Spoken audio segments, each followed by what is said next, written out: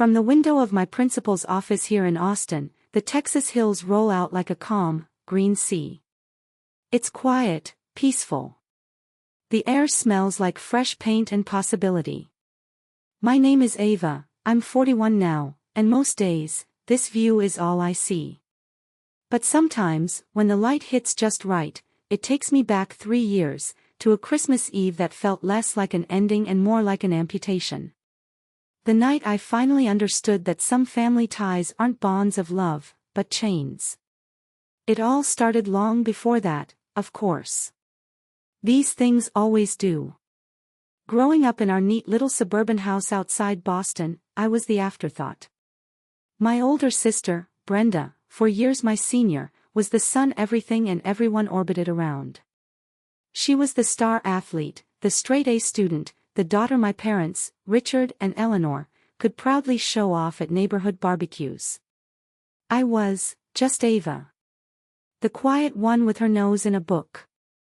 I remember my 10th birthday with a clarity that still stings. I'd been dreaming of a shiny blue bicycle for months, dropping hints, leaving pictures from catalogs on the kitchen counter. On the morning of my birthday, my parents gathered us in the living room. My heart was pounding. But the big announcement wasn't for me. They were surprising Brenda, who was 14, with a trip to Florida for spring break as a reward for making the honor roll again. Brenda squealed, Dad beamed, Mom hugged her tight. Then, almost as an afterthought, Dad handed me a small, neatly wrapped package. It was a book.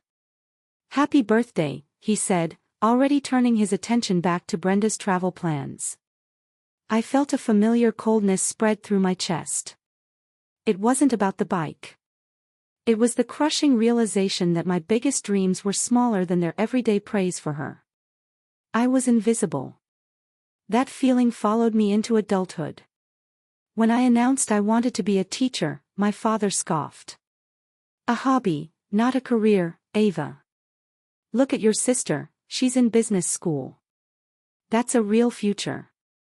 My mother just nodded, her focus on keeping up appearances, on what the neighbors would think.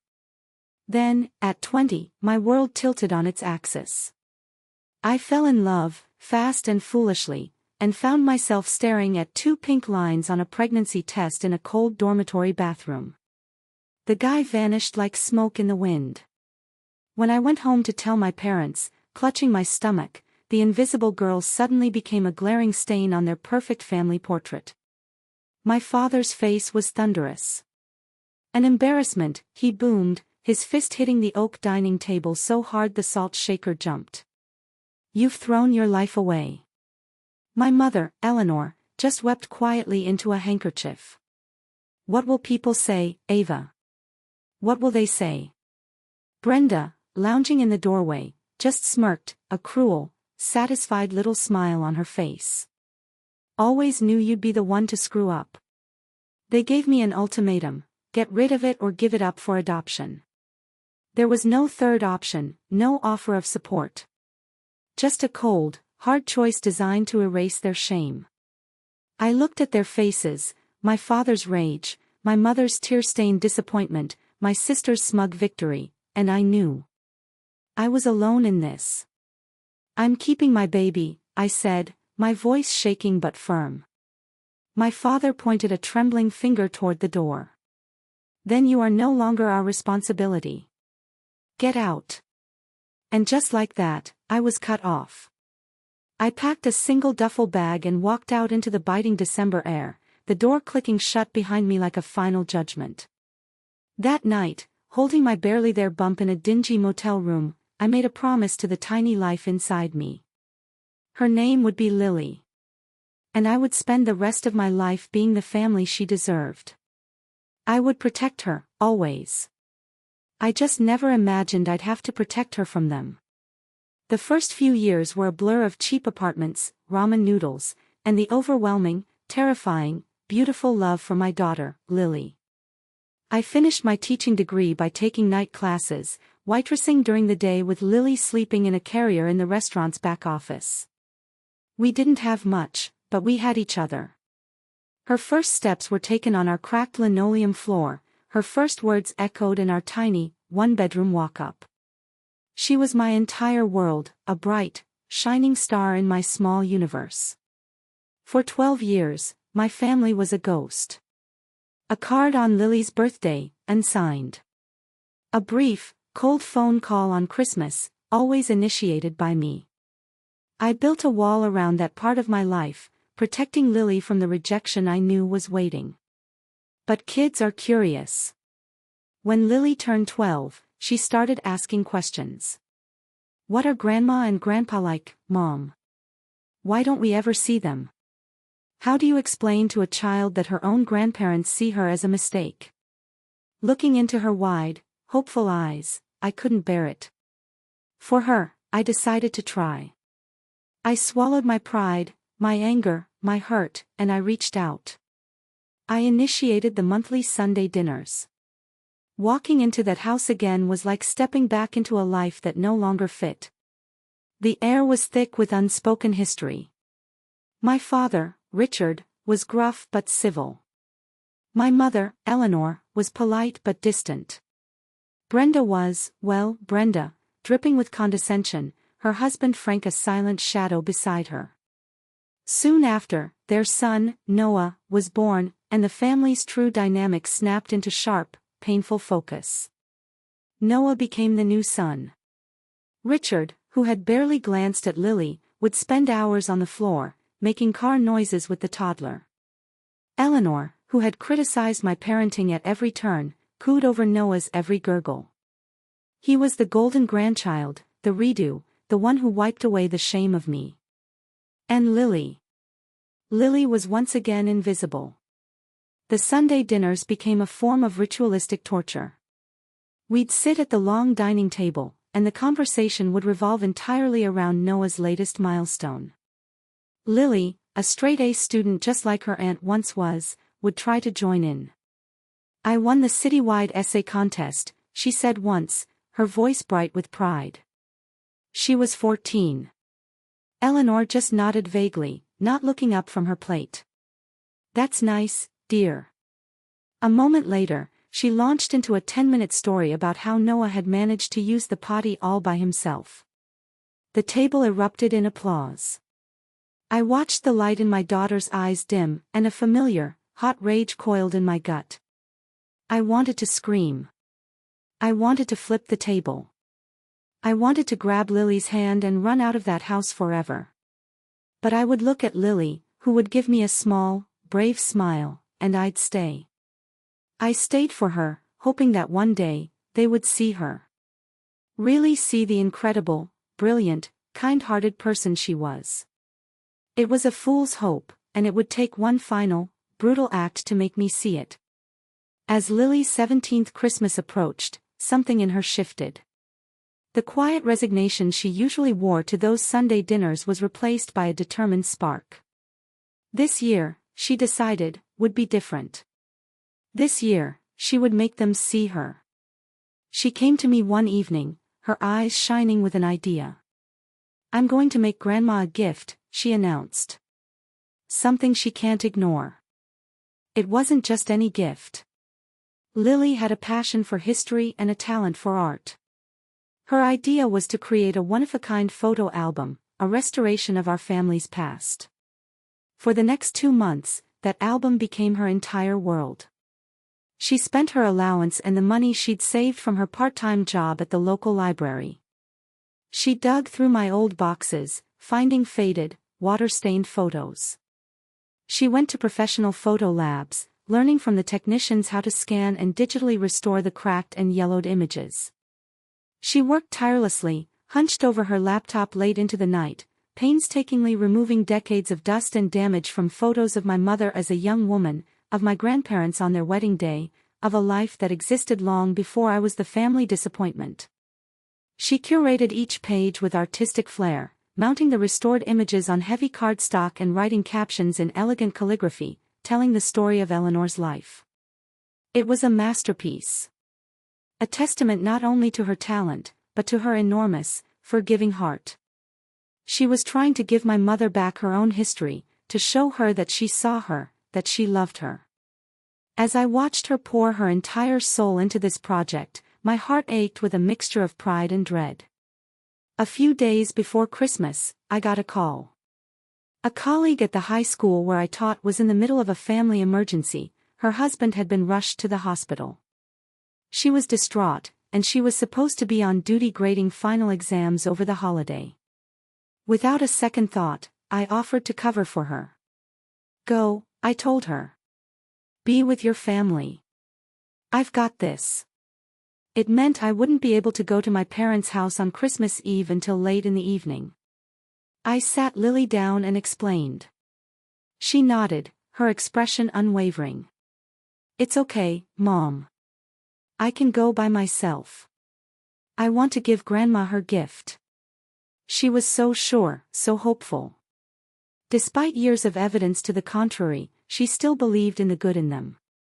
She still believed that love could win. And God help me, I let her. I hugged her, told her I was proud of her, and promised to be there as soon as I could. I sent my daughter, armed with an apple pie and a heart full of hope, into the lion's den. Alone.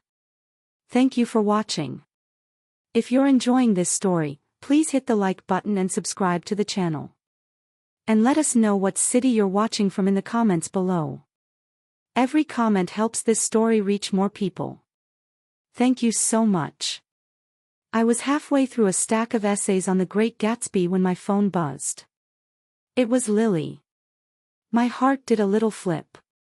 She picked up on the first ring, and I could hear it immediately, the strained, thin quality of her voice, like a string pulled too tight. "Mom? Hey, sweetie. Is everything okay?" I tried to keep my own voice light. Then came the sob, a choked, wet sound that ripped through the phone and straight into my soul. "It was awful," she whispered, and the story came tumbling out, punctuated by the rhythmic swish of windshield wipers against a sudden downpour. She'd arrived to a cool reception. A distracted nod from my mother, a grunt from my father. At dinner, the table was set perfectly, but a chair was missing. Hers. She was told to eat in the living room, on the ottoman, balancing her plate on her knees while the sounds of laughter and clinking silverware drifted in from the dining room where her family, her real family, ate without her. Then came the presents.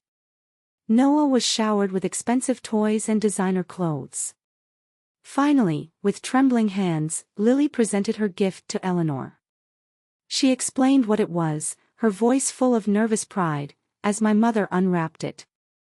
Eleanor flipped through the first few pages, her expression blank, unreadable.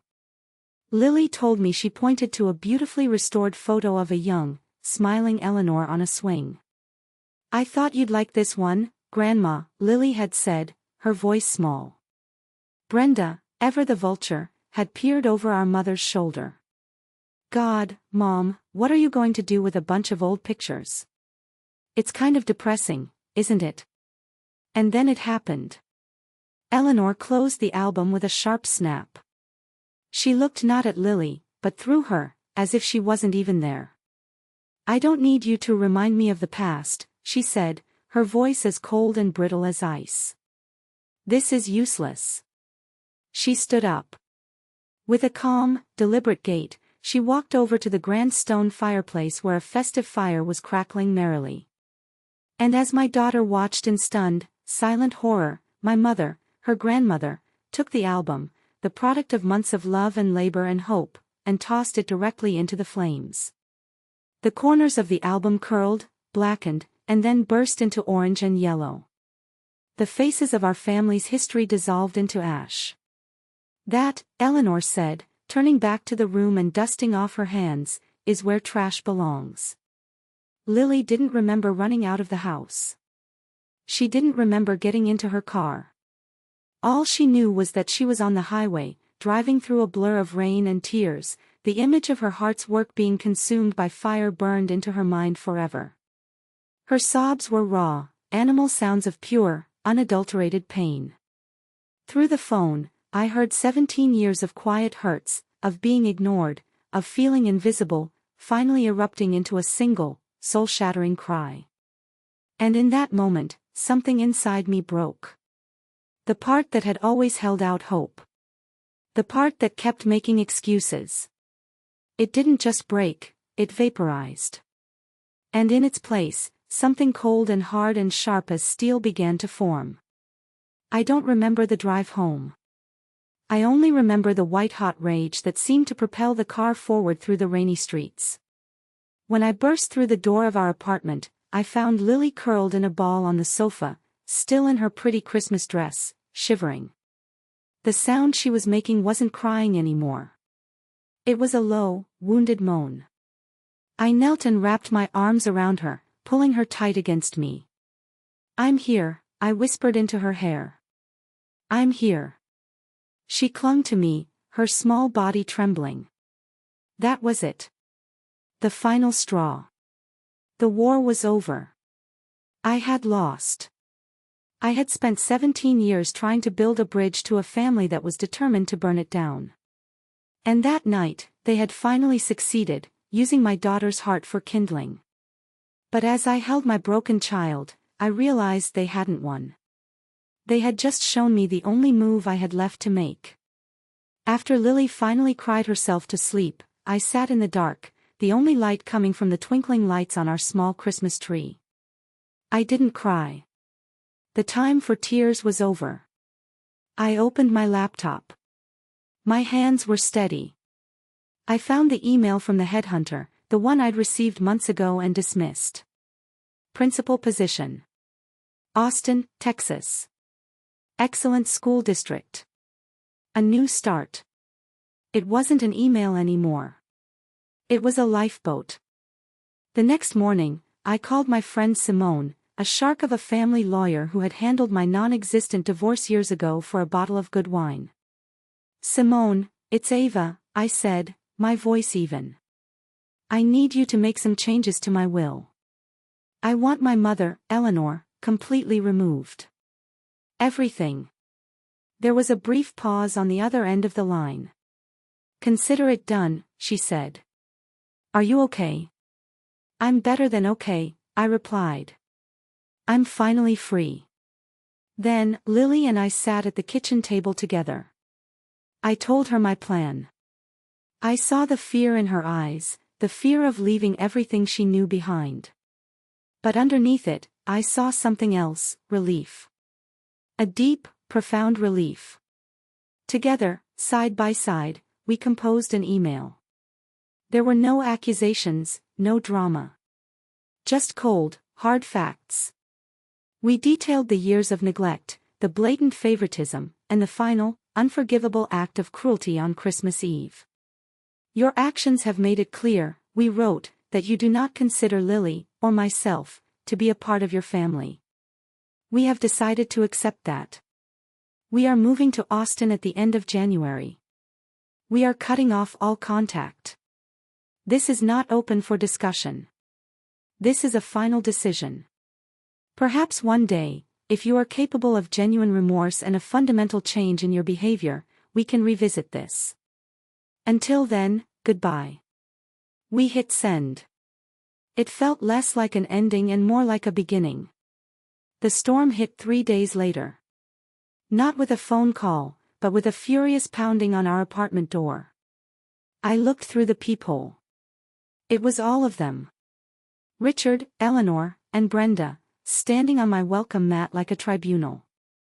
I opened the door but blocked the entrance with my body. My father's face was purple with rage. He held a printout of our email in his shaking hand. "What the hell is this?" he roared. "You're blowing up this family over one little misunderstanding." "It wasn't a misunderstanding, Dad," I said, my voice calm. "It was a message. And we received it, loud and clear." My mother started to cry then, but they were not tears of remorse. They were tears of self-pity. "How could you be so cruel, Ava?" she sobbed. "Taking our granddaughter away from us. What will we tell the neighbors?" That was when Brenda stepped forward, her arms crossed, a familiar sneer on her lips.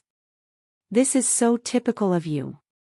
You've always been jealous of me, and now you're punishing everyone for it."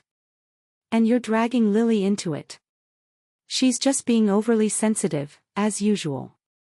Before I could respond, a quiet voice spoke from behind me. It was Lily. She stepped forward to stand beside me, and for the first time, I saw not a child, but a young woman. Her eyes were red, but they were steady. She looked directly at my mother.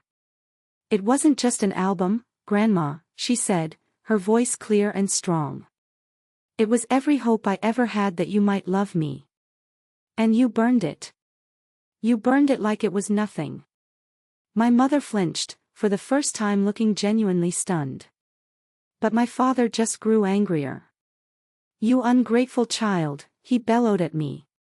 After everything we've done for you.